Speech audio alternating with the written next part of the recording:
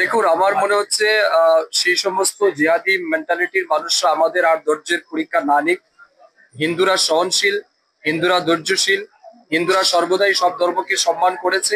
এটার অর্থ এই নয় প্রতিনিয়ত আমরা সহ্যই করে যাব, আমাদের দেবদেবী, আমাদের কৃষ্টি সংস্কৃতির উপর আঘাত আসবে, হিন্দুদেরকে মারা হবে, ধর্ম জিজ্ঞেস করে মারা হবে। কত দিন আর কত সময় এগুলিকে আমরা ধৈর্য করবো? আমি যেটা গতকালকে সোশ্যাল মিডিয়া ভাইরাল হয়েছে, আমিও দেখেছি, এটা অত্যন্ত নিন্দনীয়। তার এই স্টেটমেন্ট প্রমাণ করে হিন্দুদের প্রতি তাদের মানসিকতা কি, তারা কি হৃদয়ে মানে জমিয়ে রেখেছে হিন্দুদের প্রতি, এটা শুধু পরিষ্কার। এবং এটাও আমরা পরিষ্কার, যেদিন তারা সুযোগ পাবে সেদিন কিন্তু তারাও বাংলাদেশ, পশ্চিমবঙ্গ কিংবা অন্য জায়গায় আমরা যেটা দিচ্ছি এটাও ত্রিপুরাতেও তারা করার জন্য হয়তো তারা অপেক্ষায় আছেন, যেদিন সুযোগ পাবে তারা করবে।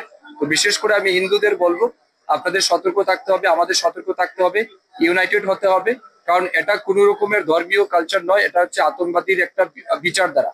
এই আতঙ্কবাদীর বিচারধারার বিরুদ্ধে আমাদের সবাইকে লড়তে হবে, মুসলমান সমাজের লোককেও এগিয়ে এসে লড়তে হবে। জম্মু কাশ্মীরে বর্তমানে যে সমস্যাটা হয়েছে, এতে সবচেয়ে ক্ষতি কার হয়েছে? জম্মু কাশ্মীরে বসবাসরত মুসলমানদের হয়েছে।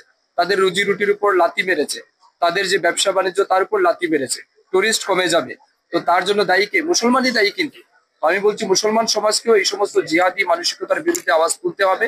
এবং যাতে এই দেশ থেকে এরকম পাকিস্তানি মানসিকতা সম্পন্ন, বাংলাদেশি মৌলবাদী মানসিকতা সম্পন্ন লোকদেরকে যাতে আমরা চিহ্নিত করে তার উপযুক্ত জবাব দিতে পারি, তার জন্য সবাইকে ইউনাইটেড হতে হবে।